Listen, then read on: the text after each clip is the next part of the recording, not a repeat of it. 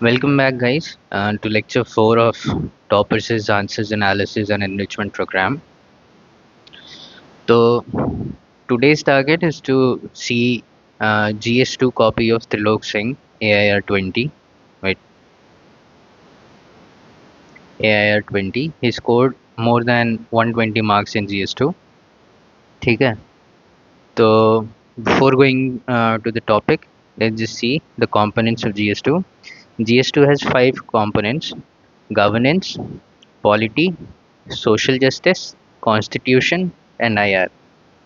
अब पॉलिटी और कॉन्स्टिट्यूशन के क्वेश्चंस को क्लब करके देखते हैं, ठीक है? And let's see the marks that is asked from each topic.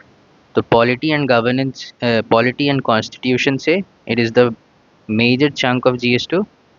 It is almost half of 250 marks, ही 126.4 मार्क्स, ठीक है, over these years.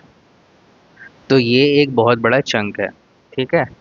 Next is social justice, comes around 33, governance 38 and international relations 52. ठीक है, चलो, this is the distribution of different topics. ठीक है, तो देखते हैं आज के topics. First is dissent is central to the parliament and role of leader of opposition in that. Second is technology in aid of judiciary. Third is balancing central authority and regional autonomy to uphold federalism. Fourth is evaluate NCSC. ठीक है. Then executive accountability, fifth topic. Sixth is citizens' charter. Seventh is how corporate donors aid NGOs. Then POXO Act. Then China's acquisition of strategic ports. And then WIPO and IPR. ठीक है, चलो, these are the topics that I'll try to cover. My limit is कि I don't want video to go beyond more than 1.5 hours. ठीक है, तो उतने में जितना भी हो जाए, 1 सवा घंटा में, तो उतने में जितना भी हो जाए वो काफ़ी रहेगा. ठीक है, चलो, let's see the question paper answer booklet. ठीक है, first question, expression of dissent is एक यार expression of dissent is central to the functioning of the parliament. In light of this, discuss the role of leader of opposition in India's parliamentary system. ठीक है, question कह रहा है कि decent जो है वो सेंट्रल है फंक्शनिंग ऑफ पार्लियामेंट का, तो इस पे आपको थोड़ा बात करना होगा.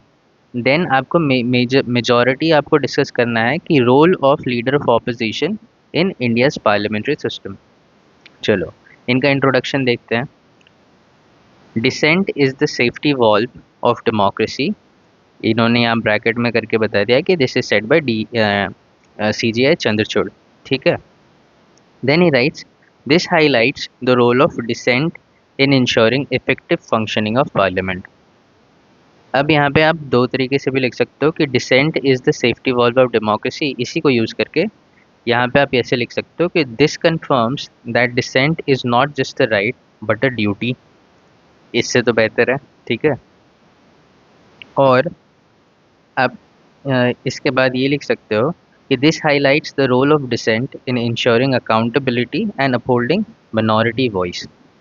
ठीक है, चलो, बट ये भी अच्छा है बिकॉज ये सीधा क्वेश्चन से ही निकला हुआ है कि this highlights the role of dissent in ensuring effective functioning of parliament.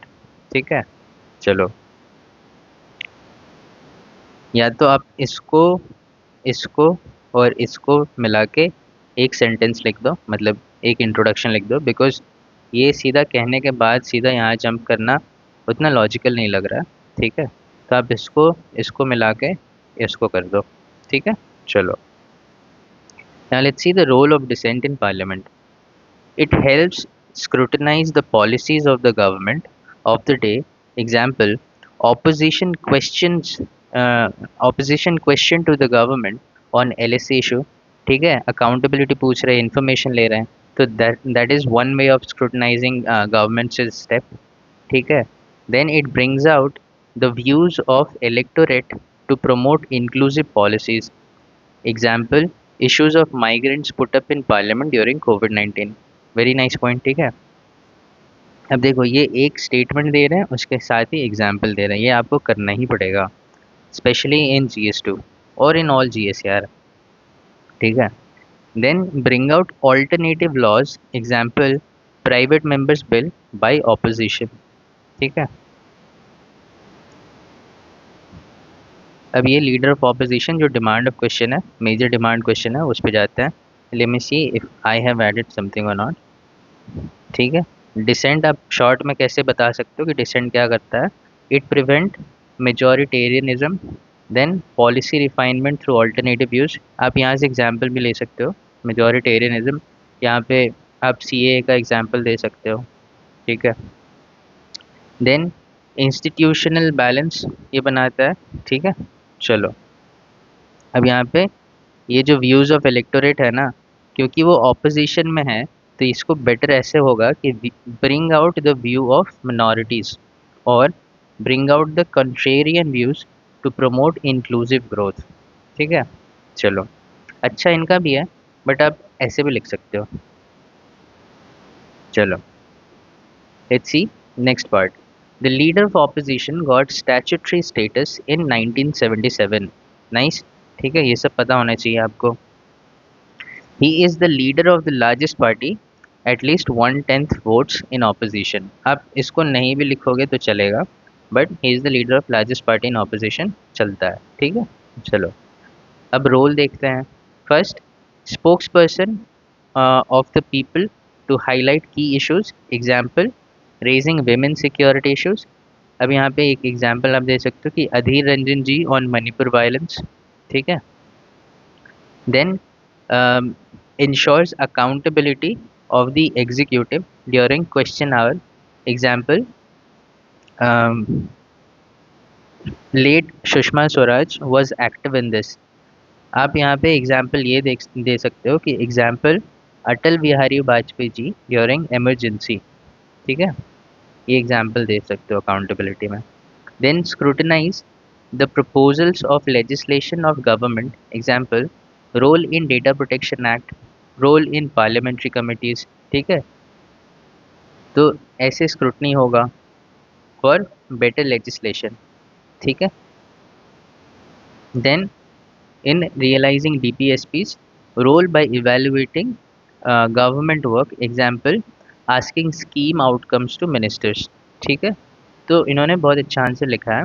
And then he concludes the opposition leader helps uphold the triple chain of accountability in the house. Triple chain of accountability, ये की terms आप याद कर लेना, ठीक है। ये conclusion ही याद कर लो, LOP पे आएगा ये कंक्लूजन। कंक्लूजन सीधा का सीधा आप आंसर में लिख सकते हो, ठीक है। चलो, अब let me see what I have added.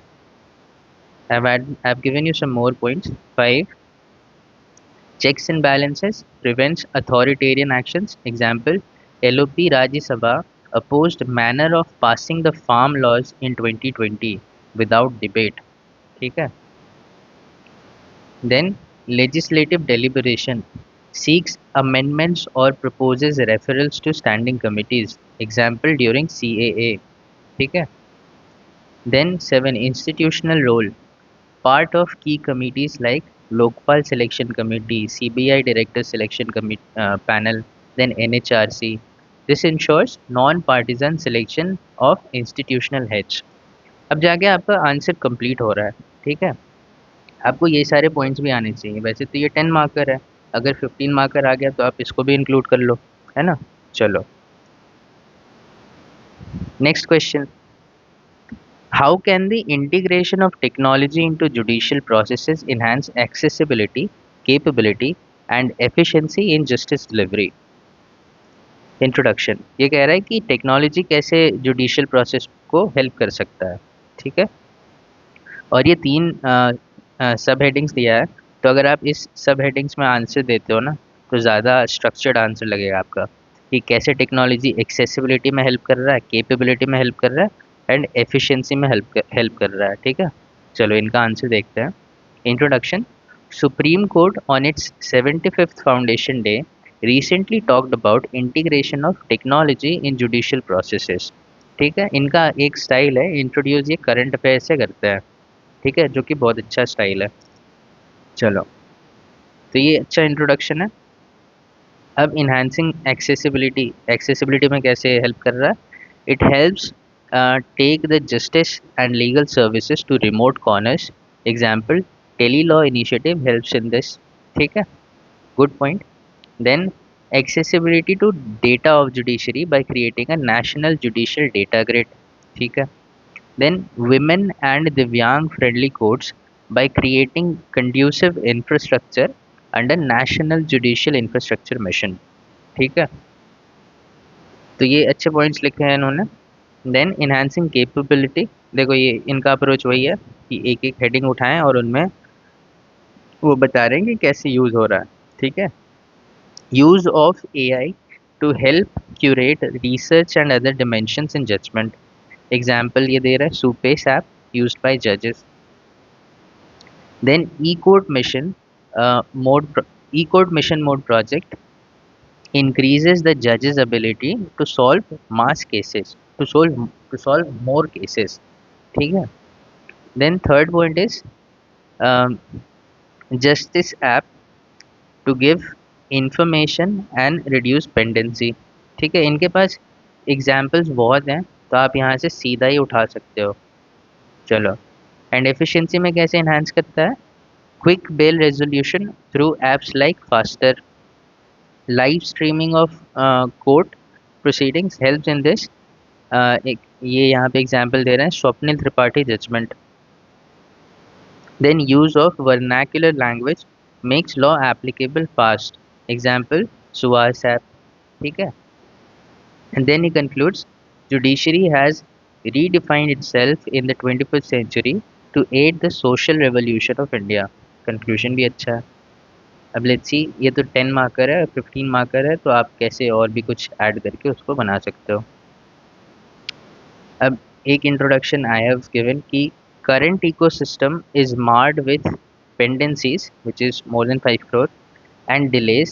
In this light, recent push to integration to technology into judicial processes by Supreme Court on 75th Foundation Day is a welcome step. ठीक है, इनका ही इंट्रोडक्शन से उठा के आई have given a better structured introduction. इनका भी अच्छा है, शॉर्ट है, बट ये भी अच्छा है। ठीक है, ये थोड़ा ज़्यादा स्ट्रक्चर्ड हो गया कि करंट अफेयर्स भी बता दिए हम कि करंट अगर टेक्नोलॉजी आता है तो वाई टेक्नोलॉजी भी लेट। ठीक है, बिकॉज ऑफ पेंडेंसीज एंड डिलेज। ठीक है, चलो, एक्सेसिबिलिटी में कैसे हेल्प कर रहा है? वर्चुअल हियरिंग कर सकते हैं एंड ई कोर्ट्स, तो रीचेज रिमोट एरियाज, तो रिमोट एरियाज कैसे ही ये रीच कर रहा है? Virtual hearing and E court से। एग्जाम्पल, COVID-19 1.5 करोड़ केसेज वर हर्ड वर्चुअली। ठीक है, then e-filing of cases reduces dependency on intermediaries। ठीक है, एग्जाम्पल इज SCI e-filing। ठीक है, live streaming builds public trust. ठीक है, then multilingual services can mitigate language insecurities and this is women friendly। capability में देखते हैं data analytics for case management। ठीक है, तो अगर इतने सारे डेटा रहते हैं इनके पास, तो उनको मैनेज करने के लिए अगर वो इफेक्टिवली मैनेज हो जा रहे हैं तो कैपेबिलिटी डेफिनेटली इंक्रीज होगा। देन वही नेशनल जुडिशियल डेटा ग्रिड। ठीक है, offers real time data on pendency and disposal. Then use of AI will help reduce clerical errors and delays in processes like summons etcetera. ठीक है, चलो, efficiency, तो efficiency इनका सही है, काफ़ी सही है। अब आप एक एक्स्ट्रा ऐड कर लो कि चैलेंजेस क्या है? Same, digital divide, cyber security concerns, status quo attitude, language and literary barriers. ठीक है, चलो, नेक्स्ट क्वेश्चन देखते हैं। Supreme court of India has upheld unique asymmetry in India's federalism by intricately balancing centralized authority and regional autonomy, discussed with the help of relevant case laws। ठीक है, ये कह रहा है सुप्रीम कोर्ट ऑफ इंडिया ये agree करता है कि there is a asymmetry in India's federalism, जो सेंट्रल अथॉरिटी और रीजनल ऑटोनॉमी के बीच में हम जो टसल देखते रहते हैं। तो आप इसको केस लॉज के बारे में, केस लॉज के हेल्प से बताओ कि कैसे ये हो रहा है।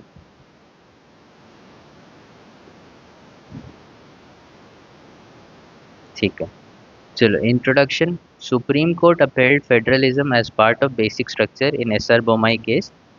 Since then it has balanced the quasi federal state as well। ठीक है, तो ये बहुत अच्छा इंट्रोडक्शन है। अब ये बता रहे कि intricate balancing centralised authority and regional autonomy. अब इसका फर्स्ट पॉइंट है upholding the principle of subsidiarity and autonomy in GNCTD versus Union of India case judgment, it upheld the autonomy of Delhi government। ठीक है, this is how it's balancing the regional autonomy, then recognizing the need for central authority to maintain unity। This is uh, at the same time it is saying कि central authority भी कैसे important है। ठीक है, supreme court upheld the article 370 का repeal नहीं हुआ है, इसका टोटली रिपील नहीं हुआ है, इस वर्ड को मत यूज़ करना, I'm forgetting the word। ठीक है, तो 370 अब बस यहाँ पे एग्जाम्पल दे देना, एग्जाम्पल आर्टिकल 370 केस। ठीक है, चलो next is reaffirming the separation of powers of two units, the SC struck down cooperative provisions of 97th amendment as they fall in state domain। ठीक है, तो this is how SC is helping in balancing between central authority and regional autonomy, then recognizing the role of centralized decision making in crisis, SC upheld demonetization order of central government, then regional autonomy in some cases, restoring the states' right um, to classify backward classes led to 104th amendment। ठीक है, आप इसको ना bracket मतलब दो heading डालना कि कैसे सेंट्रल अथॉरिटी को कर रहा है, अपहोल्ड कर रहा है सेंट्रल अथॉरिटी, और कैसे रीजनल ऑटोनॉमी को कर रहा है, और इन्हीं पॉइंट्स को उसमें लिख देना। ठीक है, तो वो ज़्यादा अच्छा स्ट्रक्चर होगा। Then he concludes, in this way, the judiciary has helped achieve the goal of cooperative federalism in India। ठीक है,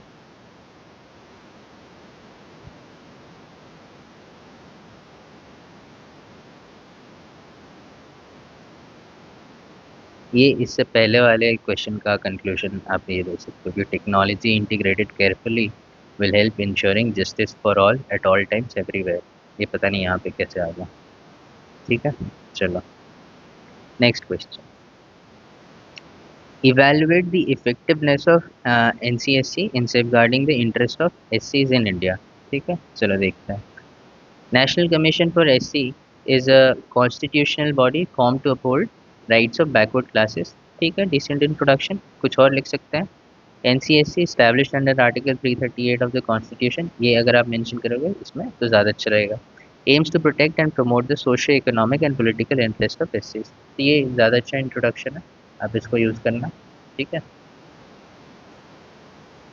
अच्छा ये इन्होंने यहाँ बता ही दिया, article 338 gives it's power, gives it power, then acts as a civil court, और one chairperson, one vice chairperson and 3 members. ये कॉम्पोजिशन बता दिया एनसीएससी का, which is also nice thing. ठीक है, इससे पता चलता है कि आपको नॉलेज है सब्जेक्ट मैटर पे।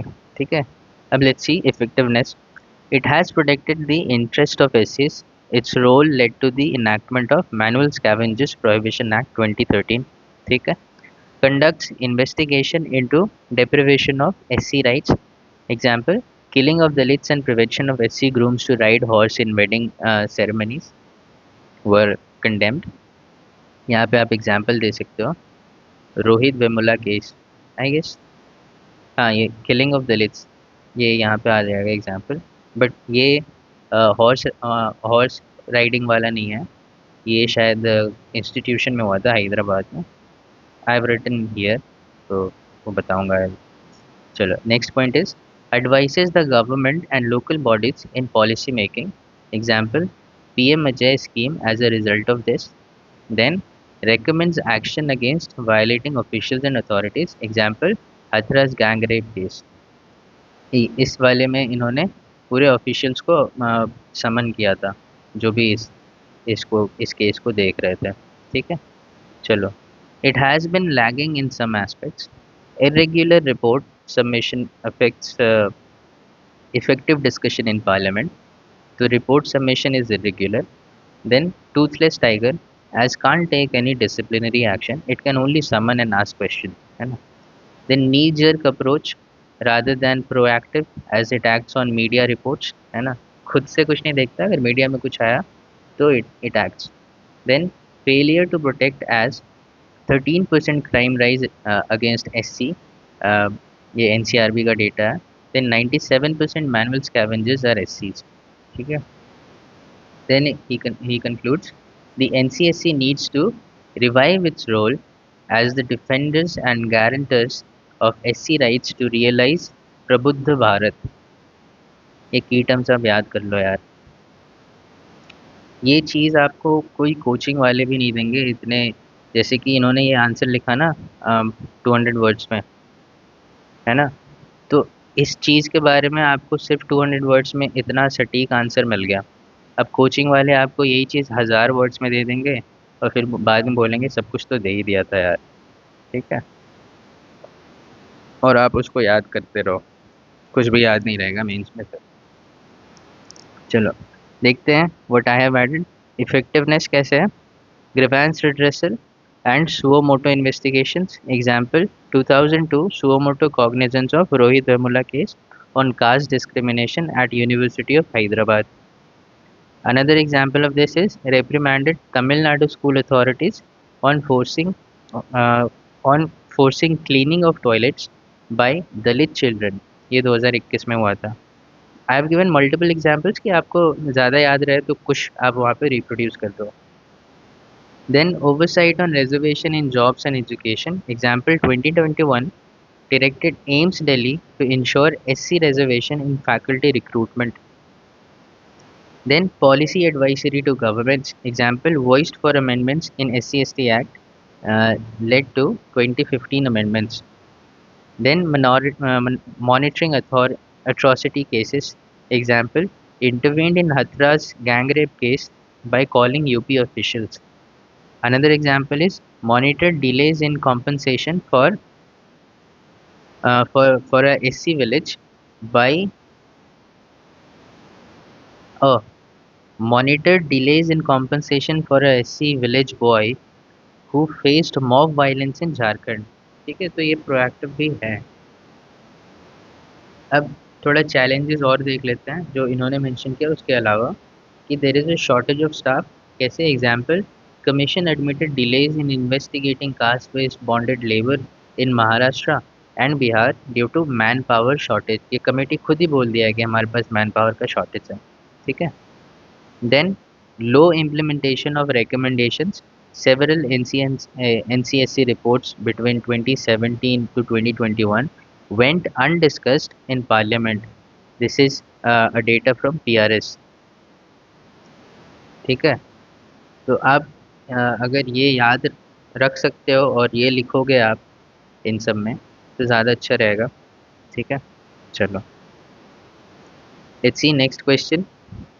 Executive accountability to the legislature through parliamentary committees has been the hallmark of the Indian political system.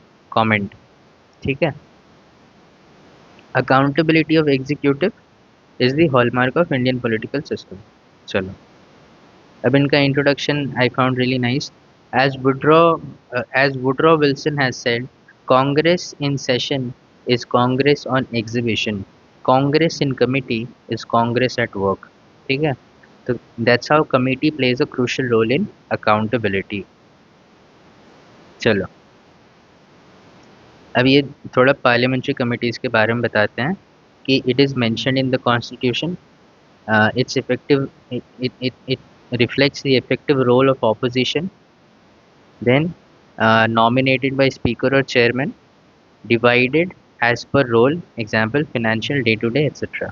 ठीक है, तो पॉलिटी कॉन्स्टिट्यूशन से आपसे अगर कोई बॉडी वगैरह में क्वेश्चन आए तो वो बस ऐसे ही आप भी कर सकते हो कि एक छोटा सा ब्रैकेट बना के उसका या तो ऑर्गेनाइजेशनल स्ट्रक्चर बता सकते हो, इम्पोर्टेंस रोल बता सकते हो, although it it it is not asked in the question, लेकिन अगर आप छोटा स्पेस बना के अगर ये लिख दोगे तो आपको कुछ ब्राउनी पॉइंट्स मिल जाएंगे। Now how they ensure executive accountability. First, scrutinize the demands for grants, Article 113। अब ये यहाँ बताते हैं, department of related standing committees scrutinize demand policy of various ministries, summon ministers for explanation also। ठीक है। Then effective debate on policy matters, यहाँ पे इसको सब्सटैंशिएट करता है कि data protection act is the result of wide consultation and revision. ठीक है। Next point he gives, public inputs are also considered. Then executive needs to explain the intent and scope of bill। ठीक है। तो committees executive से पूछते हैं कि आप अगर ये स्टेप ले रहे हो तो क्यों ले रहे हो, इसके बारे में रीजनिंग बताओ। Next, opposition plays active role, thus upholding effective check system on people's behalf।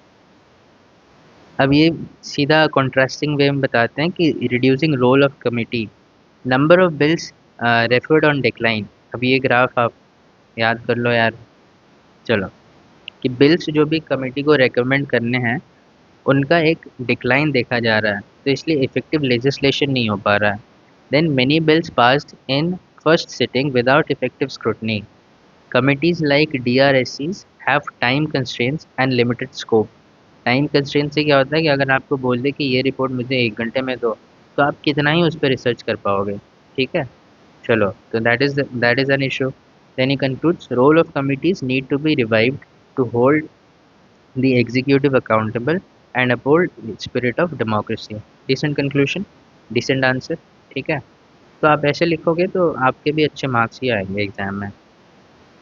Let's see, addition थोड़ा देख लेते हैं। तो accountability, detailed scrutiny of government expenditures। The PSC flagged irregularities in coal blocks allocation in 2012।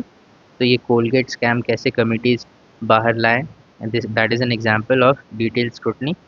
Then evaluation of policy in policy implementation, example, standing committee on health and family welfare criticized slow pace of vaccination development in 2020। ठीक है। Then bill examination, example, GST bill 2015 resolved many federal concerns which led to GST compensation। ठीक है। Then consensus building in policy formulation comprises members from opposition as well, तभी consensus build हो रहा है। Challenges क्या है कि recommendations are not binding। Example, PAC recommendation of 2012 2G auction was not adhered to, फिर 2G scam हो गया। ठीक है। Then irregular attendance by MPs, बहुत कोई आते ही नहीं है मीटिंग में। ठीक है। Then inadequate funds to fund for expert views. अब उनको ये है कि वो एक्सपर्ट के व्यूज़ ले सकते हैं, रिसर्च करवा सकते हैं, बट उसके लिए इनफ फंड्स ही नहीं है वहाँ पे। ठीक है। तो आप एक अगर 15 मार्कर आ गया तो एक वे फॉरवर्ड भी दे दोगे। ठीक है। तो way forward is at least some percentage of recommendation be made binding. अब यार इतना मेहनत करके वो बनाते हैं रिकमेंडेशंस, कुछ परसेंटेज तो बाइंडिंग रखो, एटलीस्ट 25% तो बाइंडिंग कर दो, है ना। चलो, ऐसा नहीं है कि पूरा 100 का 100%, जब दोनों साइड के पार्टी, हर एक साइड के पार्टी मिल के आ रहे हैं, हर एक वॉइसेस को सुना जा रहा है, तो उसमें 25% तो इफेक्टिव कम से कम होगा ही ना। तो कम से कम उतने को आप बाइंडिंग कर दो। ठीक है। Second point, ensure mandatory referrals of bills, कि अगर आप बिल ला रहे हो तो उसको आपको मैंडेटोरली कमेटी को देना है। ठीक है। इसको आप मैंडेटरी कर दो। Then strengthen research support via institution, think tanks etcetera. तो जो भी एक्सपर्ट व्यू लेना है उसको और स्ट्रेंथन करो। And then punish non serious MPs who remain absent. ठीक है, कुछ तो होना चाहिए ना इन पे। उसके बाद conclusion, a robust committee system is a must for robust democracy. एक एक सिंपल लाइन में आप ये भी लिख सकते हो। चलो, next question, how can India make citizenship charter a powerful tool for improving governance and empowering citizens? ठीक है, अब ये कह रहा है कि इंडिया सिटीजन चार्टर को एक पावरफुल टूल कैसे बना सकता है to improve governance and empowering citizen. कैसे सिटीजन चार्टर को यूज करके ये करा जा सकता है इंडिया में। ठीक है, इंट्रोडक्शन देखते हैं। Citizens charter was introduced by John Major in UK. Since then, it has become a transformatory tool to enable good governance. India के कॉन्टेक्स्ट में आप ऐसे लिख सकते हो कि citizens charter is a public document. Introduction आप ऐसे भी लिख सकते हो कि सिटीजन्स चार्टर, पहले आप सिटीजन चार्टर को इंट्रोड्यूस करो, फिर आप बताओ कि इंडिया में इस टाइम पे आया था। The Citizens Charter is a public document that outlines the commitments of a government institutions to its citizens, introduced in India in 1997। ठीक है, चलो यार, वो एलओपी वाले में ना I have written extra points, तो वो I forgot to tell you, तो it just click my mind now. See, LOP और कैसे हेल्प कर सकते हैं, करते हैं। Watchdog of executive Atal Bihari Vajpayee during Bofors scandal, then instrumental for national consensus, support during Kargil war and operation Sindoor. ठीक है, तो ऐसे भी हेल्प करते हैं। चलो,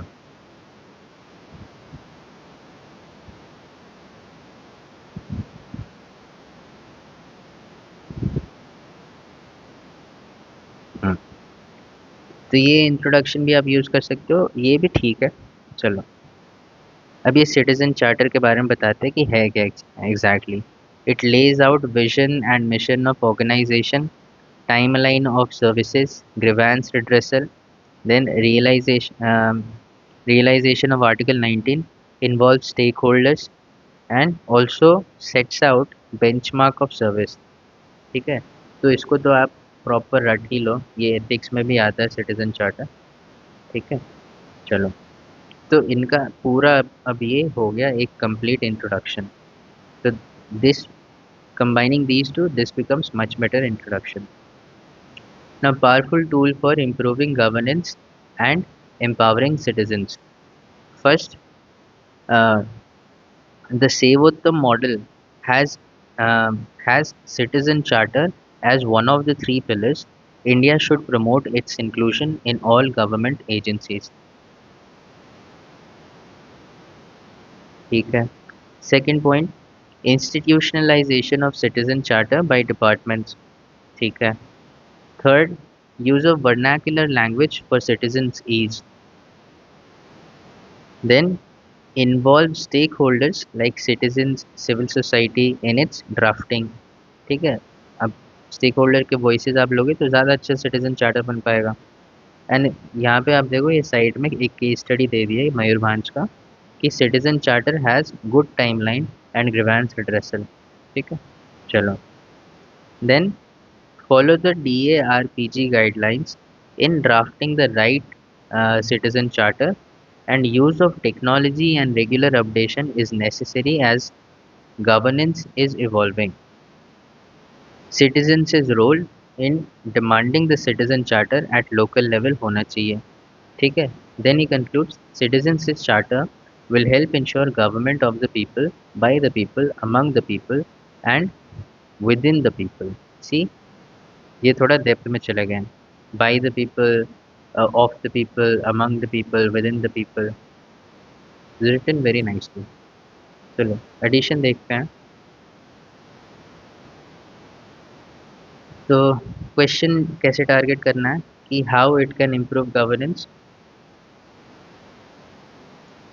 तो सब यहाँ पे एक देख लेते हैं कि it reduces corruption. Example, in 2021 World Bank found that states having service delivery laws experienced 30% decrease in corruption and complaints। तो कैसे सिटीजन, अब इन्होंने ना वो बस इम्प्लीमेंटेशन कर दिया है कि हाँ ये इसको यहाँ कर देना चाहिए, वहाँ कर देना चाहिए, and he has not given much examples to substantiate his points. तो इनका ये बॉडी वाला चीज़ उतना अच्छा नहीं है। तो आप इसको यूज़ करो कि how it improves governance. Question तो यही है ना कि how can India make citizen charter a powerful tool for improving governance and empowering citizen. ठीक है, तो जैसे इन्होंने इंट्रोडक्शन ऐसे दिया कि एक citizen charter and then about citizen charter, I have tried to give you कि एक इंट्रोडक्शन, देन आप बताओ कि कैसे इम्प्रूव करता है। तो it reduces corruption, improves service delivery and efficiency by delivering clear timelines and responsibilities. Example, Karnataka's Sakala mission, 99% services delivered on time. ठीक है, then it ensures accountability. Example, MP Public Service Guarantee Act 2010 allows citizens to complain and officials to be fined on poor service delivery. ठीक है, चलो अब इसमें I guess I have given a very detailed answer. तो आप ना इसको एक 15 मार्कर के वे में भी देख लो, और ये चीज़ एथिक्स में भी आता है, तो that's why I have given so much example and points. चलो, next is increases transparency in governance. Example, passport Seva Kendra publish timelines and helpline numbers limiting scope for middleman.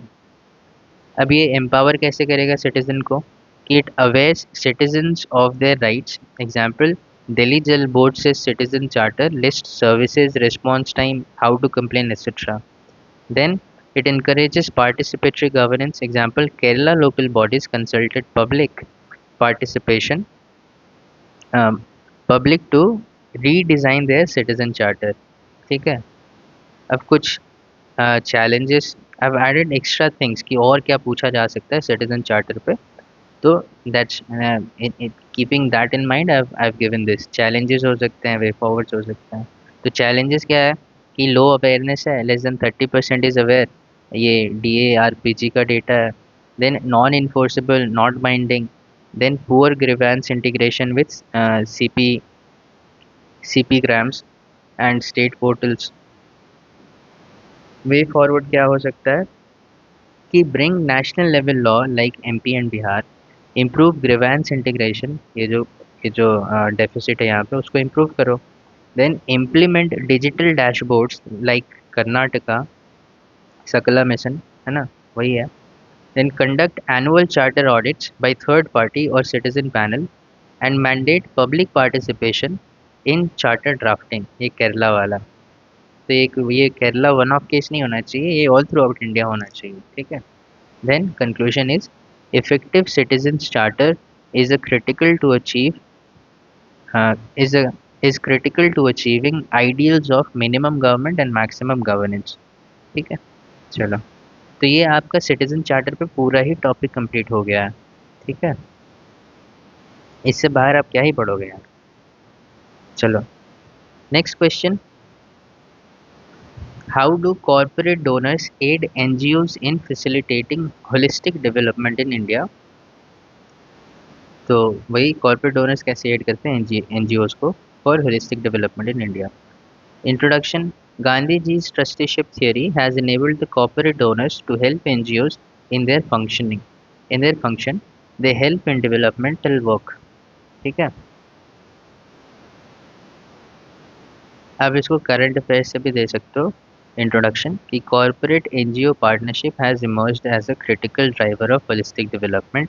72% of CSR spends in FY 2023 was channeled through NGOs। ये ministry of corporate affairs का data है। ठीक है, then how it aids देखते हैं। Fulfilling their CSR under section 135 of the companies act, इतना नहीं लिखना है, फुलफिलिंग देयर CSR। ठीक है, example, Tata Memorial Hospital and NGO for rural education. Then individual donors from private sector set up NGO. Example, OSAT initiative by US-based Indian IT professionals. One school at a time. They help one school at a time. ठीक है, ये इसका full form है। One school at a time initiative by US-based Indian IT professionals. Then some use FCRA route. Example, Bill and Melinda Gates।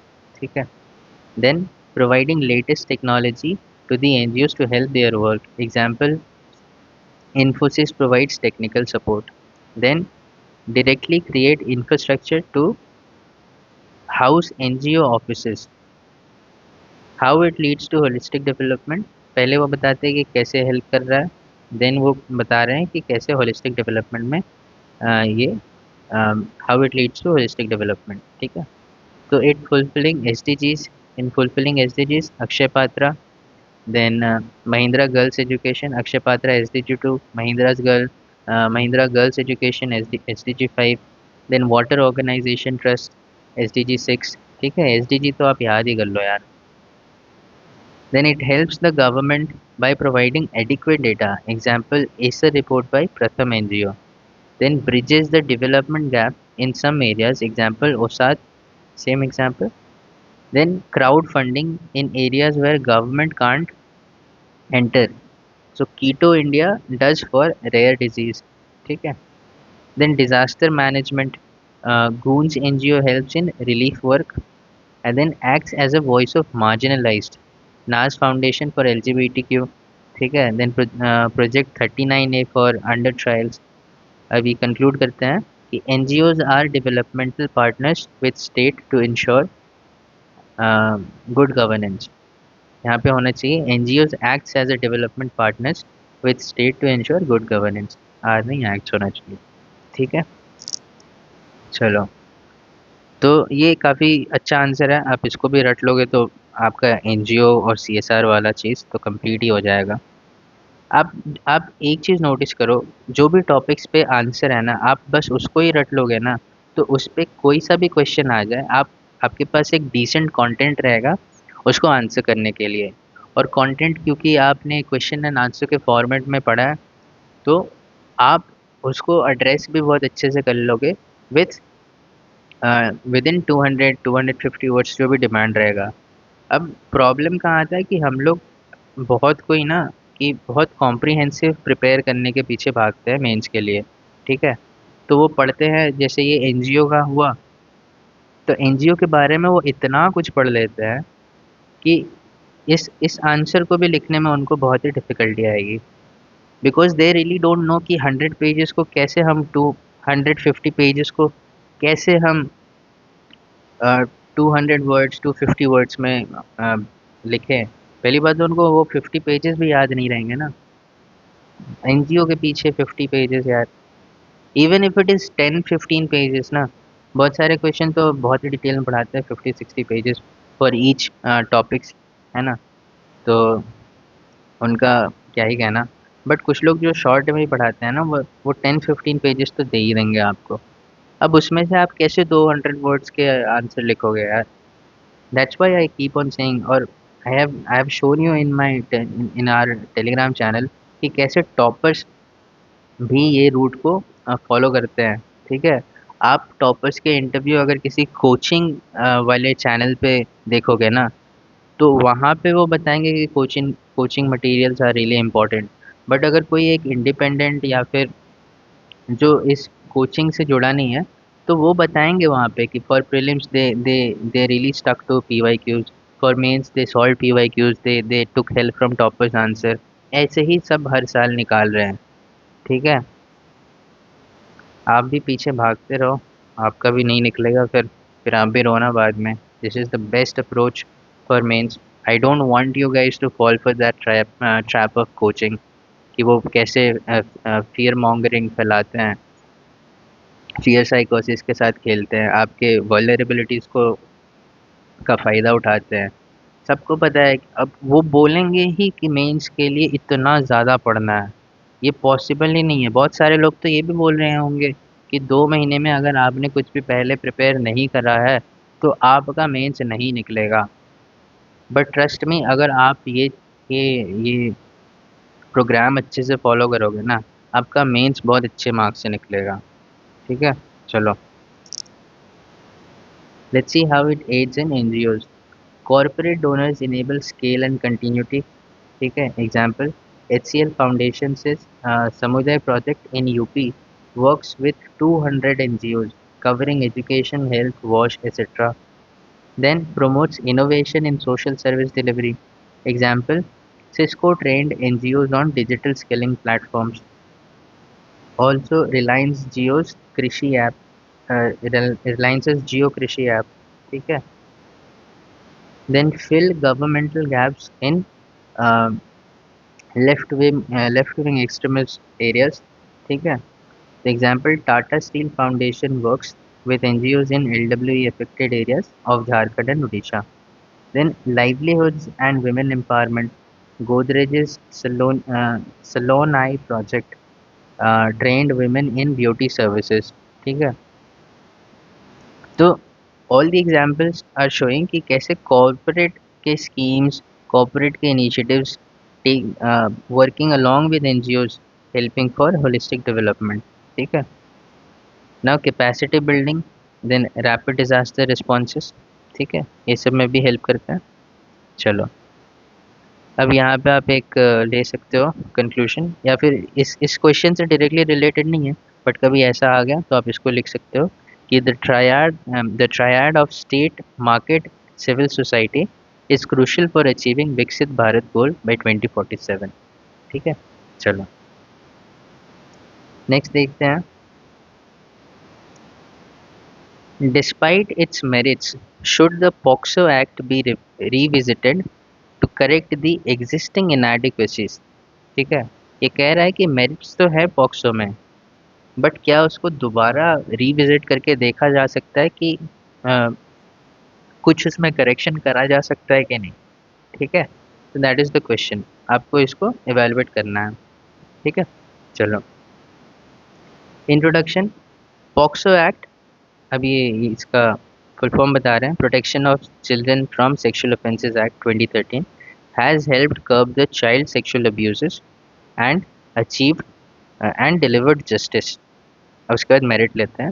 तो आप इसका introduction ऐसे दे सकते हो कि POCSO act enacted in 2012 provides a robust legal framework to protect children up to 18 years, children है ना, up to 18 years from sexual offences. तो ये इंट्रोडक्शन ज़्यादा अच्छा है. चलो मेरिट्स देखते हैं. Conviction rate is appreciable, which is 38%. Gender neutral law hence protects both males and females. अब इसको बाद में लिखेंगे, कुछ इश्यूज है कि LGBTQ आर एक्सक्लूडेड, है ना. Not excluded but not included, मतलब उनके बारे में कुछ है ही नहीं, बट मेल फीमेल है. चलो. Then has led to awareness and increased reporting of child sexual abuses. Then clear provisions and punishment regarding violations, penetrative assault, section 5 harassment, है ना, ये बता रहे हैं यहाँ पे. Then has acted as a deterrent for child abusers. चलो, क्योंकि ये punishment काफ़ी strict है, तो that acts as a deterrent. Still it has some existing inadequacies. ठीक है. Let's see some merits that I have written. कि जेंडर न्यूट्रल है, both boys and girls. Comprehensive definition, अच्छा I have summarise that. Okay. Special codes for and add some as well. तो special codes for speedy trials. ठीक है. Mandatory reporting by whosoever comes to know. अगर आपको पता है कि किसी के साथ चाइल्ड अब्यूज़ हो गया, तो वो इन इट सेल्फ आपको वो लॉ में ऐसा दिया हुआ है कि आपको मैंडेटरीली रिपोर्ट करना ही पड़ेगा. ठीक है. Then victim centric, burden of proof on accused. ठीक है. These are the merits. चलो, एग्जिस्टिंग इनएडिक्वेसीज देखते हैं. अब ये retired IPS officer RK which highlights, इनका काफ़ी सारा पॉइंट्स उठा के बोलते हैं कि consensual sex cases also getting criminalised age age is 18. ठीक है. तो 16-17 वाले जो रोमांटिक केसेस होते हैं उसको भी क्रिमिनलाइज कर दिया है. ठीक है. बट वो अब उसको कह सकते हैं कि लव अफेयर में वो कंसेंशुअल एक्ट है, तो उसको ऐसे नहीं देखना चाहिए, but that is also being criminalised. Then provision of investigation by women SI officers, but they are only 10%. Provision तो है कि विमेन SI को इन्वेस्टिगेट करना चाहिए, but their strength is very less. 2 month time to fill charge sheet leads to errors and flaws leading to freeing of accused. Time limit आपने कर दिया है तो इससे इफेक्टिव चार्जशीट नहीं बन पा रहा है। ठीक है। Then fast track courts are not functioning at peak. ठीक है। तो फास्ट ट्रैक कोर्स अच्छे से फंक्शन नहीं कर रहा। Then age determination test classify almost everyone as adult. ठीक है। As they are as they are brood. I don't know what this word is. ठीक है। चलो। This needs some tweaks. Reducing age to 16, as NFHS 5 highlights, 39% women have sex before 18। ठीक है। तो as को 16 कर दो, है ना। तो इसमें वो कंसेंशुअल वाला केसेस ज़बरदस्ती का बर्डन भी नहीं करेगा जुडिशरी पे। Then increase time to file chargesheet.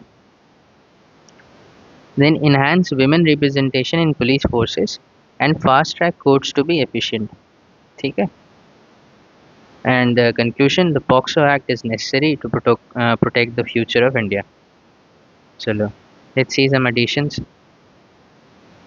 Inadequacies देखते हैं। एक तो ये आर के विज वाला तो चलेगा ही।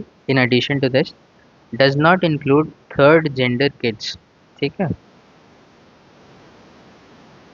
देन कंसेंशुअल सेक्स पे एक डेटा है कि एनसीआरबी का over 50% cases involve consensual teenage relationship. ठीक है। तो इसको ज़बरदस्ती का आप क्रिमिनलाइज क्यों कर रहे हो। Then judicial delays. Despite mandate of completing trials in 1 year, DCPCR report says average time to complete trials was over 2.5 years in 2022। ठीक है। Then ये tweaks क्या क्या होना चाहिए। In addition to this, आप क्लियर एज वेरिफिकेशन प्रोटोकॉल्स बताओ ताकि सभी के सभी जो भी अक्यूज है उनको अडल्ट ना बता दो। ठीक है। देन सेंसिटाइजेशन एंड ट्रेनिंग होना चाहिए पुलिस फोर्सेस में। Then enhance rehabilitation framework. अब सबको क्रिमिनल मत बताओ, उसको ऐसा बताओ मतलब अगर कोई अक्यूज कंफर्म भी हो जाता है तो उसको रिहैबिलिटेट करने की कोशिश करो। तो enhance rehabilitation framework. Then mandatory reporting being punitive discourages reporting due to engagement with police and judicial system। ठीक है। तो ये जो मैंडेटरी रिपोर्टिंग कर दिया ना, कि इसको प्यूनिटिव बना दिए आप, तो जिनको पता भी होता है वो नहीं करते हैं बिकॉज उनको फिर वो पुलिस और जुडिशियल सिस्टम से के चक्कर में पड़ना पड़ता है और कोई नहीं चाहता है कि पुलिस और कोर्ट के चक्कर में पड़े। ठीक है। Then punitive focus instead of rehabilitation. NCPCR 60% districts lack trained counsellors. ठीक है। तो ऐसे करके आप अपना आंसर और अच्छा बना सकते हो। ठीक है। चलो, अब ये पॉक्सो पे भी देख लो। अब इस सिर्फ पॉक्सो पे एक पूरा क्लास ऑलमोस्ट 1 से 1.5 घंटे का हो जाएगा किसी भी मेंस के कोर्स में। बट आपने सब कुछ वो देख लिया जो पॉक्सो में आपको जानना चाहिए। अब इस पे एक भी क्वेश्चन आपका कभी भी कहीं से भी आ जाए, आप इन्हीं सारे डेटा को यूज़ करके उस पे बहुत अच्छा आंसर लिख सकते हो। ठीक है। चलो, जो वो 1 घंटे में आपको एक टॉपिक पढ़ाएंगे ना, यहाँ पे 1 घंटे में आप 10 टॉपिक पढ़ लोगे या 5 टॉपिक पढ़ लोगे, बट वहाँ से तो ज़्यादा ही पढ़ोगे। चॉइस इज़ ऑलवेज योर्स यार। I have seen the journey, I have been in the journey. मुझे पता है कहाँ पे गैप्स है। That's why I have brought this initiative. ठीक है। चलो, next is China's acquisition of strategic ports globally has significant implications for international trade routes and economic relations। Discuss। तो ये कह रहा है कि चाइना का जो भी एक्विजिशन हो रहा है ना ग्लोबल में, ग्लोबली पोर्ट्स का, उसके काफ़ी इम्प्लीकेशंस हैं जो ट्रेड पे हैं और इकोनॉमिक रिलेशंस पे इम्प्लीकेशंस हैं। तो आप ये दो हेडिंग करके आप बता सकते हो इसको। ठीक है। चलो, Introduction। China follows an encirclement policy to restrict other powers and dominate the sea uh, to, and dominate the sea lanes of communication। ठीक है। तो ये कह रहा है कि चाइना जो है वो फॉलो करता है encirclement policy that restricts other powers and dominate the sea lanes of communication. ठीक है, तो ये बहुत अच्छा इंट्रोडक्शन है। Then he shows this map. ठीक है, तो आप यहाँ पे थोड़ा मिडिल ईस्ट वाला भी दिखा दो, थोड़ा अफ्रीका भी दिखा दो तो ज़्यादा अच्छा लगेगा। ठीक है, चलो। अब ये बता रहे हैं कि चाइना का एक्विजिशन ऑफ स्ट्रैटेजिक पोर्ट्स जो रिसेंटली हुआ है, तो Gwadar port of Pakistan, it gives चाइना's unfettered access of Indian Ocean. Then construction at Hambantota port, this has increased Chinese presence. Then Solomon Island base helps China oversee the flow of global trade. So these are some acquisitions. ठीक है। अ, हाँ, ठीक है। Then implications ये बता रहे हैं for international trade and economic relation, ये एक ही ब्रैकेट में बता दिए। अगर आप ये दो सब हेडिंग्स में बताते तो ज़्यादा अच्छा रहता। ठीक है, तो ये कह रहे हैं कि around 70% of global trade passes through Indo Pacific. ठीक है, and China has presence here, which can make other countries hostage of China uh, as China shows aggression. ठीक है, then China's ports are not civilian but military in nature. Example Gwadar and Solomon Island, which raises concerns.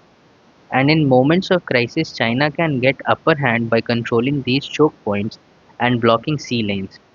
This can hamper global trade. What is the way ahead? Securing maritime space by inclusive initiatives like IORA and IONS, then promote Sagar policy, security and growth of all, then restrict Chinese military vessels as they are not allowed free movement, then global collaboration to ensure China kept in check, and finally it concludes India's vision of net security provider is crucial in this aspect. तो तो answer is ठीक ठाक। ठीक है, चलो let's see the additions. चलो, तो I have made headings for internal trade and economic वाला। तो control over maritime choke points invested in vital trade routes, example Gwadar and Hambantota in Indian Ocean, Djibouti in Red Sea provides leverage on choke points like Malacca and Hormuz Strait. Then it increases Chinese dependency for exports. Piraeus port in Greece is a hub for Chinese exports to Europe. ठीक है, ये सारे acquisitions हैं और वो कैसे trade में उसको हेल्प कर रहा है। ठीक है, then dual use nature, Djibouti has Chinese naval bases. ठीक है, then implication on economic relations देखते हैं कि debt trap diplomacy, they fund in economically unstable countries in mostly unviable projects to gain strategic control. Hambantota का example तो आप सबको पता होगा। Then strategic supply chain dominance increases the trade reliance on China leading to trade rules in its favor. तो अगर उनके पास ports का कंट्रोल ही ज़्यादा रहेगा तो सप्लाई चेन डोमिनेंस हो गया। ठीक है, अब सप्लाई चेन डोमिनेंस हो गया तो वो ट्रेड रूल्स जो है इंटरनेशनल ट्रेड रूल्स वो अपने फेवर में भी ला सकते हैं। ठीक है, चलो। Then global alliance. Countries benefiting from China may support China at multilateral forums. Example, Greece blocked EU statement on China's human rights violation at UN. See? तो आप ये सारे पॉइंट्स भी याद कर लो। ठीक है, ये सारे पॉइंट्स तो आप याद करो ही करो, बट इनका आंसर भी आप याद करो। ठीक है, what is the way forward? There should be a constant check on China's checkbook diplomacy. ये सारे कीवर्ड्स आपको ना आईआर है इंटरनेशनल रिलेशन में ये सब लिखना ही पड़ेगा। Example blue dot network, foster regional port alliances and joint control models. Then alternative port development corridors, example IMEC.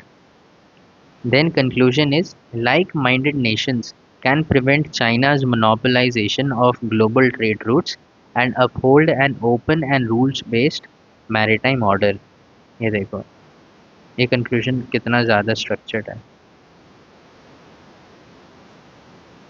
चलो, तो आपका ये इससे भी आप बहुत सारे क्वेश्चंस को लिख सकते हो कि China's presence in Indian Ocean region कि इससे भी वो आंसर हो जाएगा, है ना। या how India could tackle China's presence, है ना। काफ़ी कुछ हो जाता है यार टॉपर्स आंसर से। Toppers answers PYQs will give you an edge firstly, and then it will complete your syllabus by 80% यार, कुछ करना ही नहीं है। चलो, what are the main functions of the World Intellectual Property Organization? How will its recent treaty on intellectual property, genetic resources and associated traditional knowledge benefit India? ठीक है, पहले बताना मेन फंक्शन ऑफ वीपो, उसके बाद उनका कुछ रीसेंट ट्रीटी है on intellectual property, genetic resources and associated traditional knowledge. अब ये जो रीसेंट ट्रीटी है ये बेनिफिट कैसे करता है इंडिया को, अब इनका आंसर देखते हैं। WIPO is an organization which oversees the IPR treaty and its application around the world. It is one of the specialized agency of UN. आप इसको इग्नोर भी कर सकते हो, यहीं तक ठीक रहेगा। WIPO is an organization which oversees IPR treaty and its application around the world। ठीक है। Main functions: first, to oversee the fair enforcement of treaties like IPR, Bern Convention, Rome Convention। ठीक है। Then it protect the traditional knowledge from exploitation। Then it also enforces penalties and directions on violations। ठीक है। तो इसको आप ऐसे भी लिख सकते हो कि it provides dispute resolution and mediation services. What else?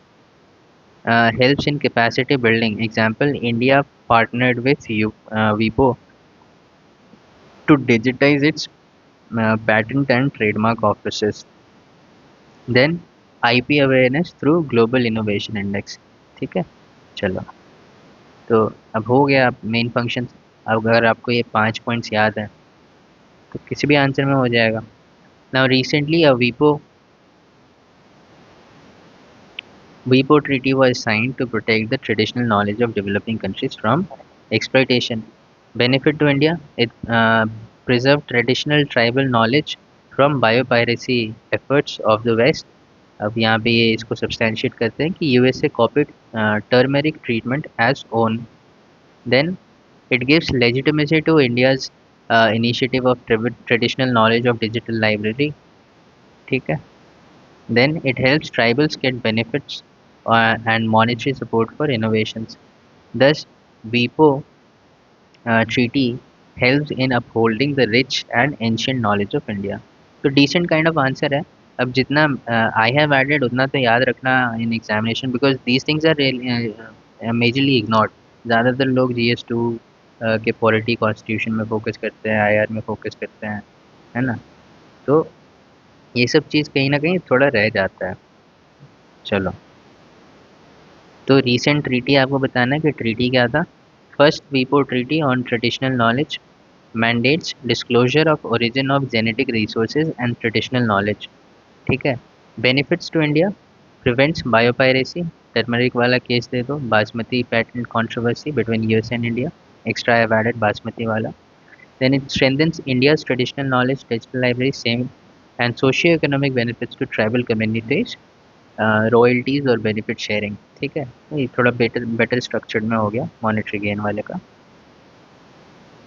चलो, अब इसको आप कंक्लूड कर सकते हो कि the new treaty marks the paradigm shift in protecting indigenous rights, eventually upholding the rich and ancient knowledge of India.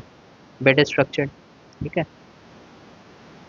चलो, तो आप इन सारे वीडियोस को बहुत अच्छे से देखो भाई, है ना। आप जितना टाइम कोचिंग में दोगे उतना टाइम अगर इन सारे लेक्चर्स पे दोगे ना, उतना टाइम तो देना ही नहीं है। इनफैक्ट आपके 1 घंटे में almost I have done almost in 1 hour 10 topics is completed, 10 topics are completed. ठीक है। GS3 के ऑलरेडी 20 टॉपिक्स हो चुके हैं। GS2 के आज अभी 10 हो गए हैं, 30 टॉपिक्स आपके हो गए हैं। अब बताओ इतने कम टाइम में कौन सा कोचिंग आपको ये करवा के देगा। तो be smart, choose smart and learn smart. और कुछ नहीं बोलेंगे यार। चलो, if you liking please subscribe and subscribe नहीं भी करना है, लाइक नहीं भी करना है। I want you all guys to watch the video. आप वीडियो देखोगे तभी आपको समझ में आएगा इंपॉर्टेंस ऑफ टॉपिक्स आंसर्स। ठीक है, अभी तो पी वाई क्यूज आना बाकी है, देन मेंस 365 आना बाकी है। तो जस्ट स्टिक विद अस।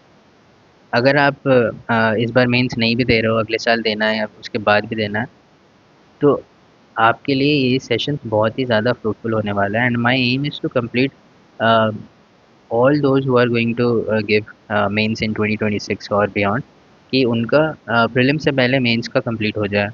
तो अगर आप ये सेशन देखोगे ना, तो आपका बहुत कुछ कवर हो जाएगा। जीएस 1 2 3 तो ऑलरेडी मतलब ऑलमोस्ट कवर ही हो जाएगा बिफोर प्रीलिम। उसके बाद आपका 4 ऐसे और ऑप्शनल बचता है, तो उस पर आपको थोड़ा वर्क करना पड़ेगा। बट आपके जीएस 1 2 3 2 महीने में ऑलमोस्ट कंप्लीट हो जाएंगे। ठीक है, चलो, subscribe, share, like, join our telegram channel also। चलो, थैंक यू।